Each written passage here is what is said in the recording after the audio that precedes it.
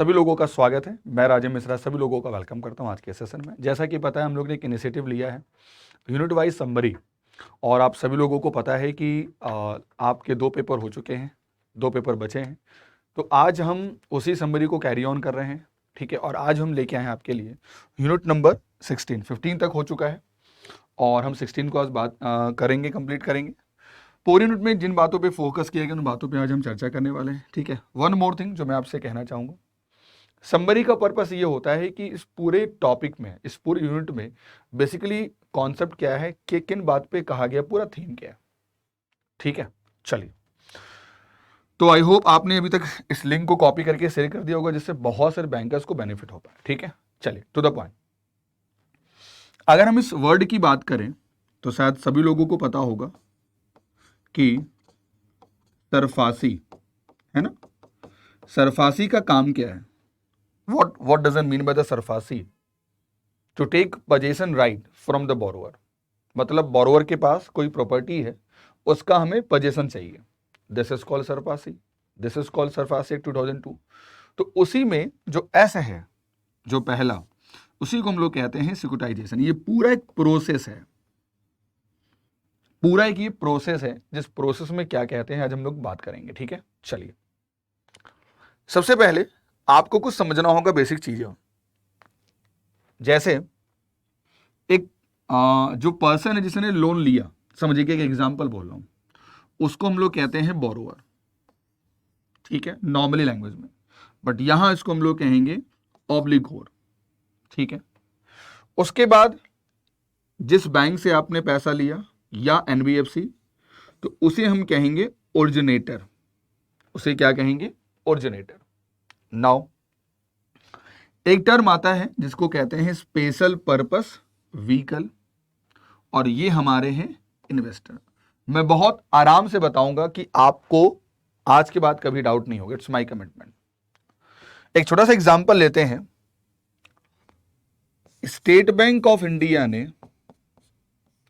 1000 करोड़ का लोन दिया, ठीक है, और लोन दिया किसी पार्टी XYZ को, ठीक है। अब ये जो XYZ पार्टी है, ये लोन को रिपे नहीं कर पा रही है, और ये जो लोन है वो एनपीए हो गया।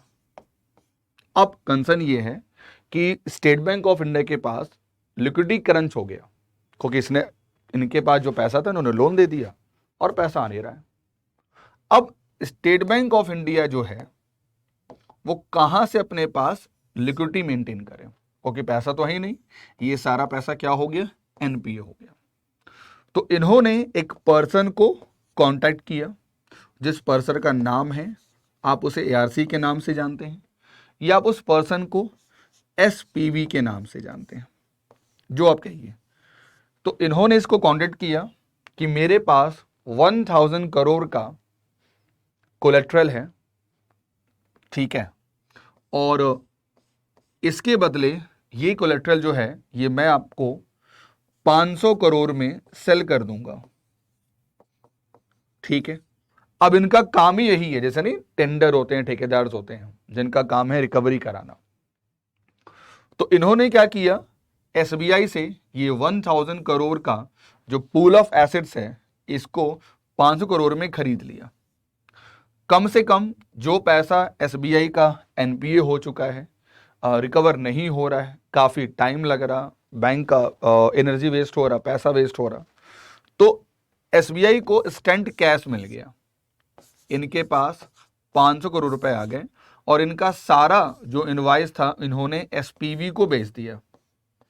यानी एआरसी मतलब क्या करती है? आपके एनपीए को खरीदती है, समझिएगा ध्यान से, ठीक है। अब इन्होंने क्या किया?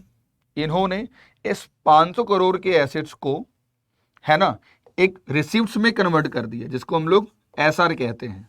एक रिसिप्ट, एक पेपर, एक बॉन्ड में कन्वर्ट कर दिया पूरा उसकी वैल्यू को, और पहुंच गए इन्वेस्टर के पास कि देखिए, अगर आप इस रिसिप्ट्स में पैसा खरीद के पैसा निवेश करेंगे तो इट्स माय प्रॉमिस कि आपको हम रिटर्न भी देंगे। तो बहुत से इन्वेस्टर बैठे थे, उन्होंने कहा ठीक है, आपको हम देते हैं 500 करोड़ रुपए, और आपसे इन्होंने ये एससीआर इनको दे दिया। अब ये क्या करते हैं, ये अप्रोच करते हैं XYZ को और यहां से ये टाइम टू टाइम पैसा रिकवर कर दें, क्योंकि कोलेक्ट्रल कितनी की है, 1000 करोड़ की। अब जैसे से XYZ इनको पैसा देता है, ये इनको क्या करते हैं, इनको इनका प्रॉफिट में हिस्सा देते हैं, है ना, इनको इन्वेस्टमेंट में इनको रिटर्न देते हैं। तो ये जो पूरा प्रोसेस हो रहा है ना, this whole process to be call, this is called securitization. I hope ये सभी लोगों को समझ में आ हो गया कि what doesn't mean by the securitization. ठीक है, इस पूरे प्रोसेस को हम लोग कहते हैं। यहां पे कुछ चीजें आपको याद रखनी होगी कि स्पेशल पर्पस व्हीकल कौन होता है ना, कोई भी हो सकता है। ठीक है, कोई कंपनी हो सकती है, कोई बैंक हो सकती है। आपने सुना होगा बहुत ज्यादा इंडिया में बैड बैंक हैं जिनका काम ही यही है कि एनपीए को खरीदना और बिजनेस करना। ठीक है, हमारे देश में जो बैंक पैसा देता है उसे हम ओरिजिनेटर कहते हैं, है ना, उसे हम ओरिजिनेटर कहते हैं। और जिसने पैसा बेसिकली लिया है उसे हम ऑब्लिगोर कहते हैं, बोरोवर जो होता है। ठीक है, आई होप यहां तक बेसिक कॉन्सेप्ट आप सभी लोगों को समझ में आ गया हो। नाउ अगर मैं कहूं कि फर्स्ट वन हु इज ऑब्लिगोर, तो ऐसा पर्सन जो लाइबल है ना, अपने कॉन्ट्रैक्ट को लेकर कि आपको पैसा रिटर्न करना है। ठीक है, यानी आपको रिसीवेबल और discharge any obligation in respect of debt और रिसीवेबल, यानी आपको जो बोरोवर है बेसिकली, जो आपने जिससे उधार लिया है, आपको उनको पेड करना होगा। That person, that entity is known as obligor. ठीक है, ओरिजिनेटर कौन होगा, ऑब्वियसली बैंक होगा। जिसने क्या किया, बैंक या कोई कंपनी हो सकती है, दैट ट्रांसफर, जो अपने बैलेंस शीट से, याद रखिएगा, अपने बैलेंस शीट से सिंगल एसेट्स या पूल ऑफ एसेट्स के रूप में इन्होंने एसपीवी को दे दिया as a part of securitization transaction and would include other entity of the consolidated group to which the bank belong. Finally ये वो है जो अपने कोलेट्रल को, अपने पूल ऑफ एसेट्स को एआरसी को देते हैं, बैंक। नाउ तीसरा पार्ट हमारा क्या होगा, जो हम लोगों ने अभी पीछे पढ़ा, it's whole is known as the process which is called securitization. Simple सा एक ऐसा प्रोसेस जिसमें जो भी हमारा परफॉर्मिंग एसेट्स है, जो परफॉर्म नहीं कर रहा है ना, या ग्रुप ऑफ परफॉर्मिंग एसेट्स है, हमने उसे सोल्ड कर दिया टू द बैंक्रप्सी रिमोट, जिसका नाम है एसपीवी, ट्रांसफर कर दिया अपने बैलेंस शीट से from the originator to special person vehicle in return for कि उनको इमीडिएट पेमेंट मिल गया, है ना। चलिए, और इनका काम क्या है, ये एक प्रकार की कंपनी है। ये कोई कंपनी हो सकती है, कोई ट्रस्ट हो सकती है, या कोई अदर एंटिटी हो सकती है ना, जिसका काम क्या है, तो एन स्पेशल पर्पस व्हीकल, और स्पेशल पर्पस व्हीकल एक लीगल एंटिटी है जो अलाउ करती है multiple investor to pool their capital and make an investment in single company. ठीक है, एंड स्पॉन्सर, याद रखना, बड़ा इंपॉर्टेंट टर्म यहां पर आता है। स्पॉन्सर कौन होता है, कोई भी वैसा पर्सन हु एस्टैब्लिश्ड और प्रमोट ए स्पेशल पर्पस डिस्टिंक्ट एंटिटी, जो स्पॉन्सर, जो प्रमोट करता है जिसको, यानी आप समझिए जो इनिशिएटर है एआरसी कंपनी का, उसे हम स्पॉन्सर कह सकते हैं। ठीक है, चलिए, now India debt resolution company limited एक प्रकार का, याद रखिएगा, इसे हम एआरसी भी कह सकते हैं और इसे हम बैड बैंक भी कह सकते हैं। ठीक है, has been incorporated on 3 September 2020 with authorized capital of 50 crore and paid up capital of 20 crore. याद रखिएगा हमेशा कि कभी भी ऑथोराइज कैपिटल से कम नहीं हो सकता है, ज्यादा नहीं हो सकता है पेड अप कैपिटल, या तो उससे इक्वल होगा या तो उससे कम होगा। ठीक है, स्टेट ऑन बैंक जो हैं उनका 49% इसमें स्टैक है, और जो बैलेंस है वो किनके पास है, प्राइवेट के पास। यानी हम कह सकते हैं कि 51% शेयर जो है वो किनके पास है, प्राइवेट बैंक के पास, एंड 49% जो शेयर हैं वो सरकारी बैंकों के पास। ठीक है, चलिए, तो ये एक प्रोसेस है जिसमें हम क्या करते हैं, एनपीए को बेचते हैं। As per the guideline of RBI, bank sell with the approval of their board, जो बैंक के बोर्ड्स होते हैं वो अप्रूवल देते हैं, आइडेंटिफाई करते हैं, ठीक है, लिस्ट बनाते हैं internally, and the specific financial assets identify for sale to other institutions including assets reconstruction company, जिन्हें हम एआरसी कहते हैं, at least once in a year, preferably at the beginning of the year. Basically ये हर साल के शुरुआत में करते हैं। इन एसेट्स को आइडेंटिफाई करना है, for exit sale be listed for the purpose of sale, कि भाई इन ये एसेट्स मतलब ये लोन जो रिकवर नहीं हो रहा, इनको आप एआरसी को बेचिए, है ना। ये पूरा प्रोसेस करते हैं और इसके लिए आपके जो बोर्ड ऑफ मैनेजमेंट होते हैं उनसे आपको लेना होगा अप्रूवल आपके बैंक में, ठीक है।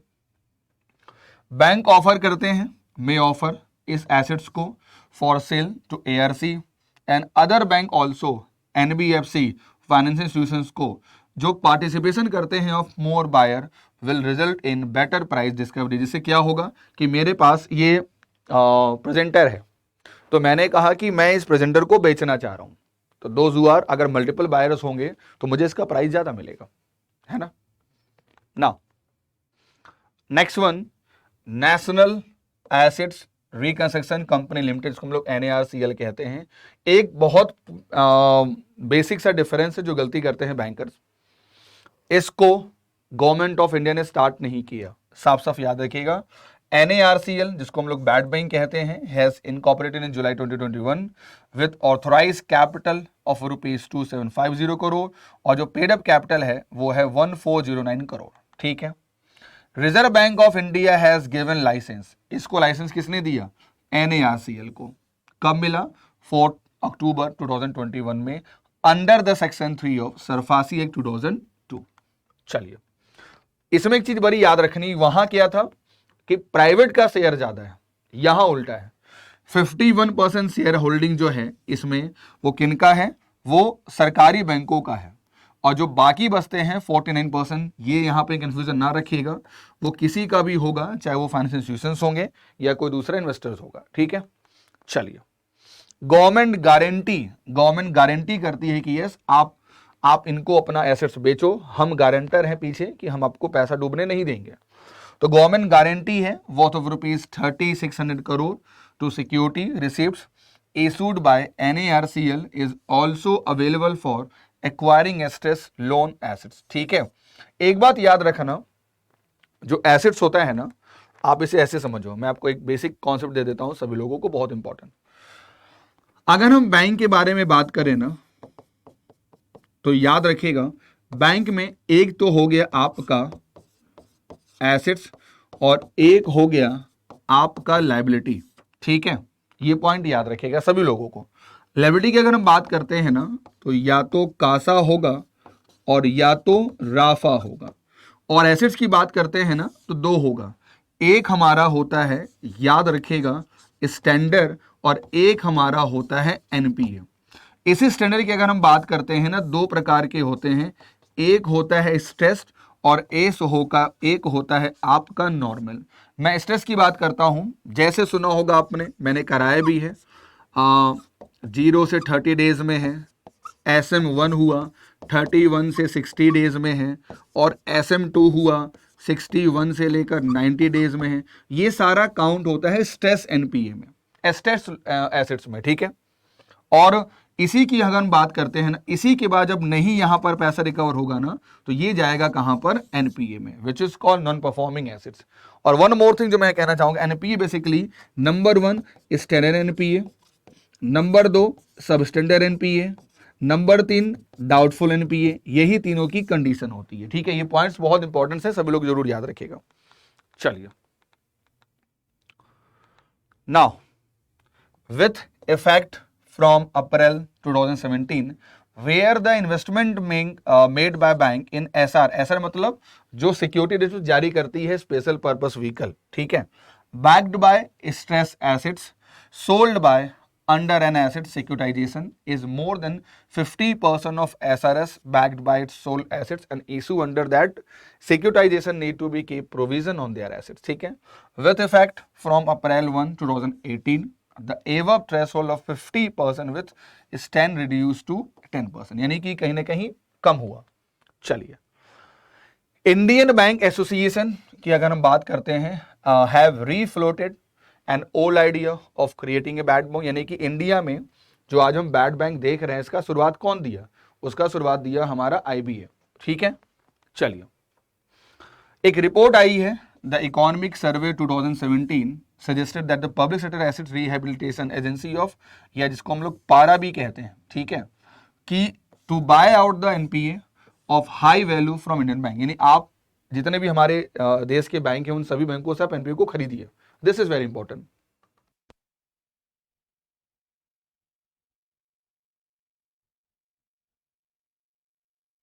ठीक है, okay, next one, the bad bank is technically an assets reconstruction company that buy bad loan, जिसको हम लोग NPA कहते हैं, from the commercial bank at discount and try to recover the money from the defaulter by providing a systematic solution over a period of time. ठीक है, the idea of bad bank seek to reduce